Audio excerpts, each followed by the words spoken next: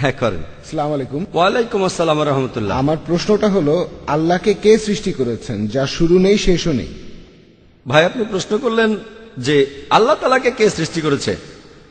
সাধারণত আমি এই প্রশ্নটার উত্তর দেই আরেকটা প্রশ্নের মাধ্যমে।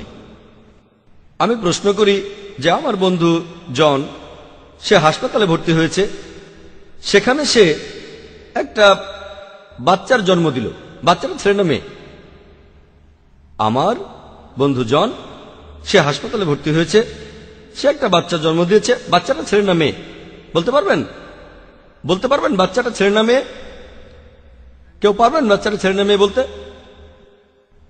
এখানে ঘটনাটা হলো, ভাই জন একজন পুরুষ, সে কিভাবে বাচ্চার জন্ম দেবে? যেহেতু সে বাচ্চার জন্ম দিতে পারবে না, তাই বাচ্চাটা ছেলে না মেয়ে এই প্রশ্নটা সেখানে আসবেই না। একইভাবে আল্লাহ সুবহানাহু ওয়া তাআলার সংজ্ঞা হচ্ছে সত্যিকারের ঈশ্বরের, সেটা তিনি সৃষ্টি হননি, তিনি কারো সন্তান নন, তিনি জন্মাননি। যখনই প্রশ্ন করেছেন আল্লাহকে কে বানিয়েছে, আল্লাহ সুবহানাহু ওয়া তাআলার সংজ্ঞা হলো সত্যিকারের ঈশ্বরের সংজ্ঞা, তিনি সৃষ্টি হননি। তাহলে আমি যদি বলি XYZ হলো বানানো ঈশ্বর, সে সত্যিকারের ঈশ্বর না। এমন কোন ঈশ্বরের কথা যদি জানেন যার একজন স্রষ্টা আছে, সে ঈশ্বর নয়। কেউ বলল যে অমুক ঈশ্বরকে সৃষ্টি করেছে X অথবা অন্য কেউ, এই ঈশ্বর সত্যিকারের ঈশ্বর নয়, কারণ ঈশ্বর সৃষ্টি হননি, সে মিথ্যা ঈশ্বর। সেজন্য আমরা শাহাদায় বলি লা ইলাহা ইল্লাল্লাহ, কোন ঈশ্বর নেই শুধু আল্লাহ ব্যতীত, ইল্লাল্লাহ। তাহলে বুঝতে পারছেন যে আল্লাহ সুবহানাহু ওয়া তাআলার একটা সংজ্ঞা হলো তার কোনো শুরু নেই, শেষ নেই, তিনি সৃষ্টি হননি। তাহলে আল্লাহ সুবহানাহু ওয়া তাআলাকে কেউ সৃষ্টি করেনি, তিনি হলেন একা।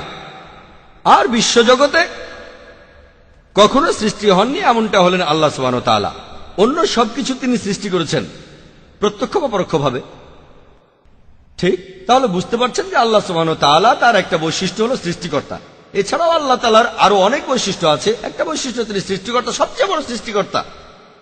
আর তিনি সৃষ্টি হননি, তিনি সবকিছু স্রষ্টা, সবকিছু তার উপর নির্ভর করে, তবে তিনি কোনো কিছুর উপর নির্ভর করেন না। আশা করি উত্তরটা পেয়েছেন।